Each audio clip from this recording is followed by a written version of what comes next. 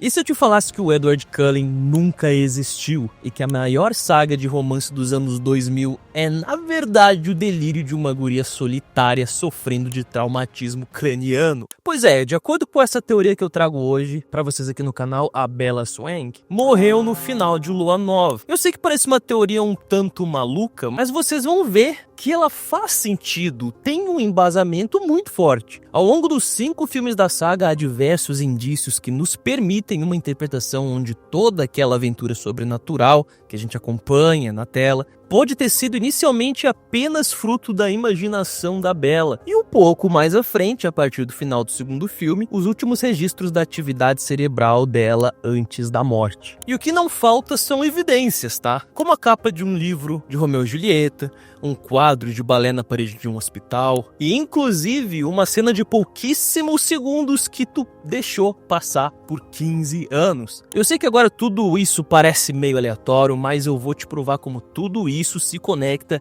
e faz muito sentido. Então já pega a pipoca, se aconchega e vem comigo, porque tá na hora de teorizar.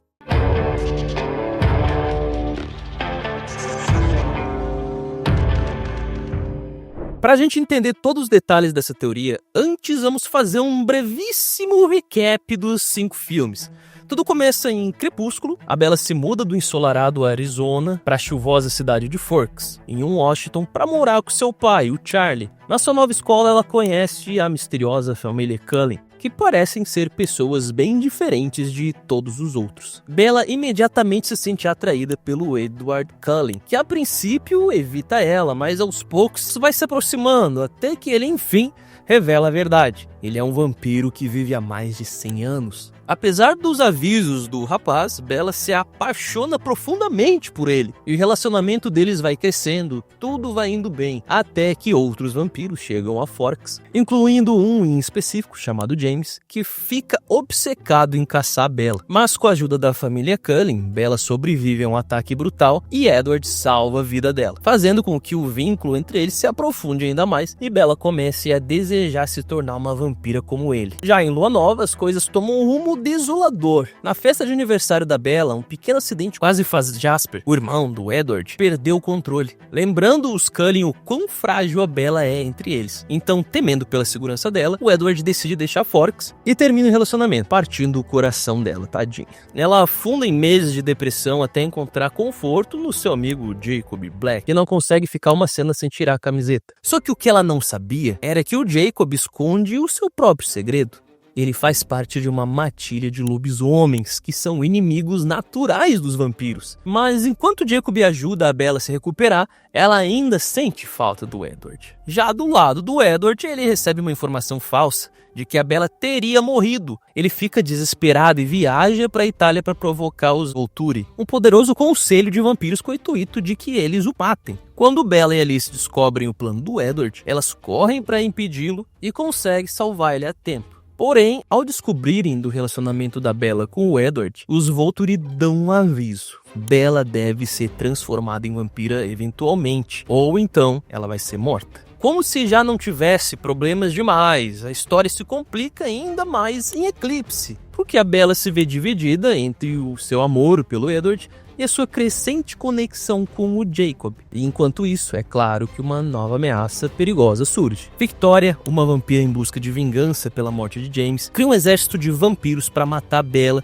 e destruir os Cullens. Então, para enfrentar esse novo inimigo, os vampiros e os lobisomens decidem formar uma aliança, trabalhando juntos para proteger Forks. No meio desse conflito, Jacob confessa seu amor por Bella, a deixando no meio de um triângulo amoroso complexo regado de tensão e desilusão. Mas, apesar do seu carinho pelo Jacob, ela acaba escolhendo Edward, deixando o lobisomem devastadaço. No fim, depois de uma batalha feroz, o exército é derrotado e Victoria é morta. Mas a suposta paz entre os vampiros e os lobisomens permanece incerta, porque enfim chegamos em Amanhecer Parte 1, onde a Bella e o Edward se casam em uma bela cerimônia, viajam para uma ilha particular em lua de mel, onde a Bella inesperadamente acaba engravidando de uma criança meio humana e meio vampira. Como era de se esperar, ela sofre com uma gravidez de risco que drena rapidamente suas forças e pode levar ela à morte.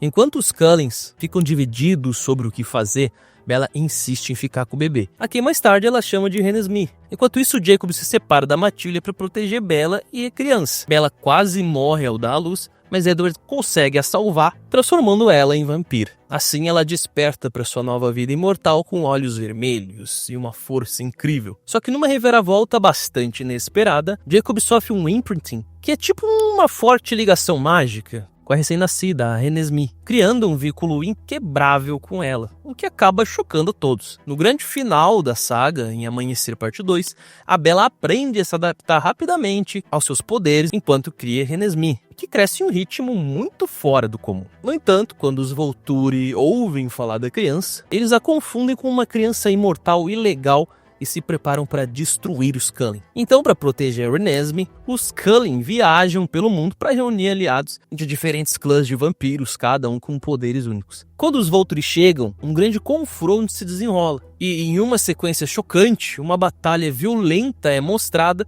onde muitos personagens morrem, mas logo é revelado que aquilo era apenas uma visão de Alice, mostrando o que aconteceria se os Volturi decidissem lutar. Percebendo que a batalha levaria à sua própria destruição, os Volturi recuam, deixando os Cullen e os seus aliados a salvo. No final, Bella mostra a Edward o quão forte é o seu amor, ao deixá-lo ver suas memórias pela primeira vez, provando que o vínculo deles durará para sempre. Que linda história, não é mesmo? Ou seria se ela realmente tivesse acontecido? Mas calma, vamos por partes. A grande chave pra gente entender essa teoria tá no comportamento da própria Bella. Desde o primeiro dia em Forks, ela se mostra deslocada, solitária e, sejamos honestos, tá? Um pouco obcecada pelo cara misterioso da escola. Na versão dela, o Edward é um ancestral que luta contra os instintos de beber sangue, principalmente o dela. Mas se observarmos com olhos menos místicos e um pouco mais realistas, ele é apenas um cara estranho que só começou a encarar ela porque ela começou a encarar primeiro. Aí tu pode me falar,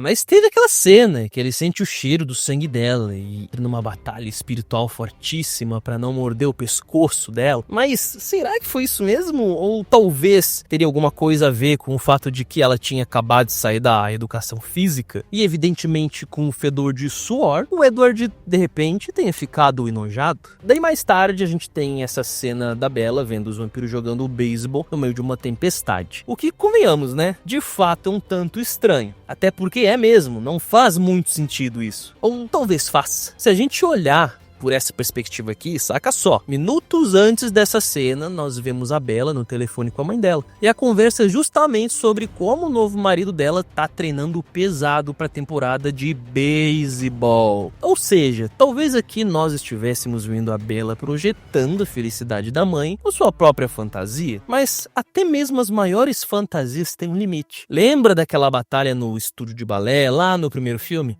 O fogo, os vampiros se despedaçando e tudo mais. Quando a Bella acorda no hospital, a mãe dela diz que ela caiu de uma escada e atravessou uma janela. E até que, ok, tudo bem, a gente aceita isso como uma mentirinha só pra proteger os vampiros. Só que dá uma olhada na TV desfocada lá do fundo. Do lado do rosto da mãe dela. Na tela a gente vê algo que parece ser um filme com cenas de batalha, imagens de chama para todo lado. Se a gente olhar nesse canto da parede, a gente vê também uma pintura exata de um estúdio de balé. Ou seja, nesse momento do filme que pode ter acontecido é que a mente da Bella, confusa pela queda da escada, e sim, foi real, e o filme até nos mostra a cena dela caindo. Provavelmente uniu elementos que ela viu no quarto e criou uma nova fantasia para justificar essa ilusão dela. Mas beleza, se a batalha final do primeiro filme foi tudo uma grande mentira da cabeça dela, como se explica o resto da saga? Olha, se tu reparar, toda vez que algo sobrenatural acontece, a Bella tá numa condição onde ela bateu a cabeça ou tá prestes a desmaiar. Te liga só, lá no primeiro filme, quando acontece o acidente da van, na própria queda da escada do estúdio de balé, lá na saída do cinema, no segundo filme, quando ela vê uns motoqueiros estranhos e vai atrás deles só pra sentir adrenalina e ver a alucinação do Edward, o que acaba resultando em uma outra pancada na cabeça momentos depois. Mas sobre a parte da van, ela não bate a cabeça. Será que ela não bate a cabeça? Mas ali na cena não mostra. Tá, mas a cena pode ter mentido pra nós. Tu já vai entender meu ponto de vista. Vem na minha. Sobre todas essas pancadas que ela acaba tendo, inclusive o médico no primeiro filme diz claramente pra ela: você pode sentir uma desorientação ou um estresse pós-traumático.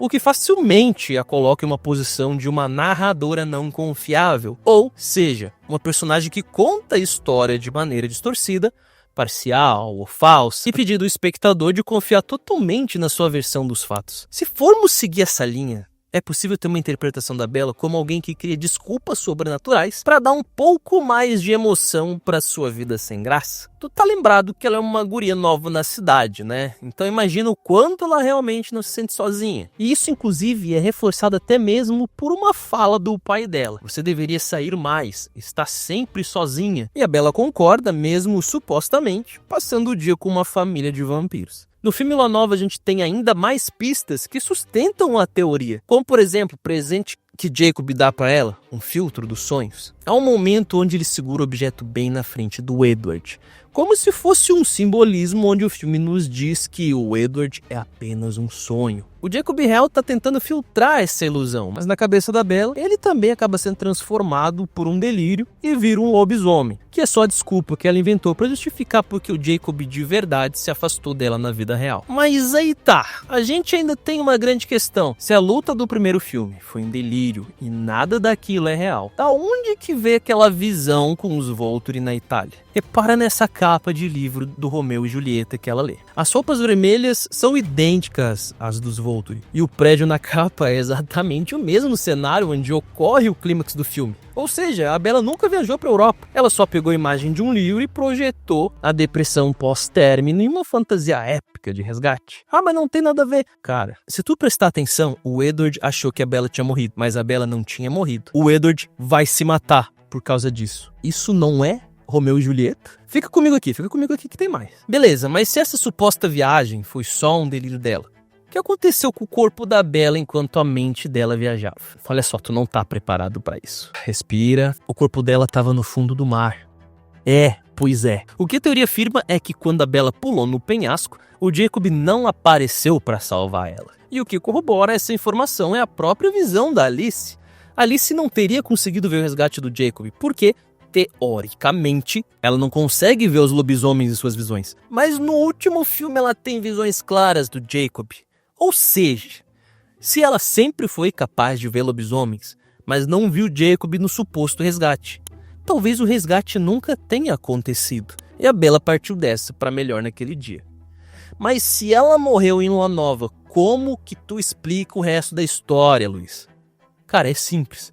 O que nós vemos a partir dali são os últimos momentos da atividade cerebral de uma mente que se recusa a partir. Tudo o que a gente vê, desde Lua Nova até o fim de Amanhecer Parte 2, é o cérebro da Bella disparando suas últimas sinapses enquanto o oxigênio acaba. O próprio Jacob diz na praia: talvez digam que ela caiu de um penhasco. Essa frase seria o subconsciente dela aceitando a morte enquanto ela afunda no mar gelado de Forks. É por isso que os filmes também mudam de tom, de um drama indie meio azulado para um filme de ação com bebês de CGI e guerra na neve. E sabe aquela cena do funeral da Bella, que supostamente era uma visão? Então, vocês também não acham que elas pareciam reais demais para serem apenas um aviso? E se aquele for o único momento real do resto da saga? Outra pista que reforça essa teoria é que lá em Amanhecer, durante a lua de mel, a Bella e o Edward pulam de um outro penhasco na água e logo em seguida começa a tocar uma música que diz: apenas um sonho. Seria isso um easter egg com uma mensagem escondida? No fim das contas, talvez o verdadeiro vilão da saga não tenha sido James, a Victoria, os Volturi, mas a própria solidão da Bella. E para tentar lidar com todo o sofrimento, ela decidiu criar na cabecinha dela um universo onde ela era o centro de uma guerra milenar, ao invés de aceitar que era apenas uma adolescente comum em uma cidade onde sempre chove. E a vida eterna que ela tanto desejava pode ter sido, na verdade, apenas o último esforço de uma mente que se recusa a aceitar o fim. E se tu ainda tá um tanto cético depois de ter ouvido tudo isso, eu vou te deixar só mais uma informação para tu decidir no que tu pode acreditar. Tu já reparou como a trilha sonora de Amanhecer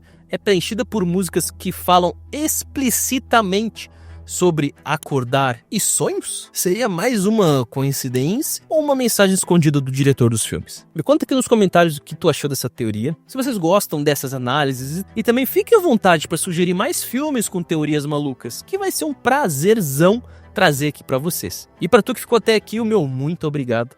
Não esquece de deixar o like e se inscrever no canal Influencine para não perder mais nenhum conteúdo. Eu te vejo no próximo vídeo. Um grande abraço, até mais.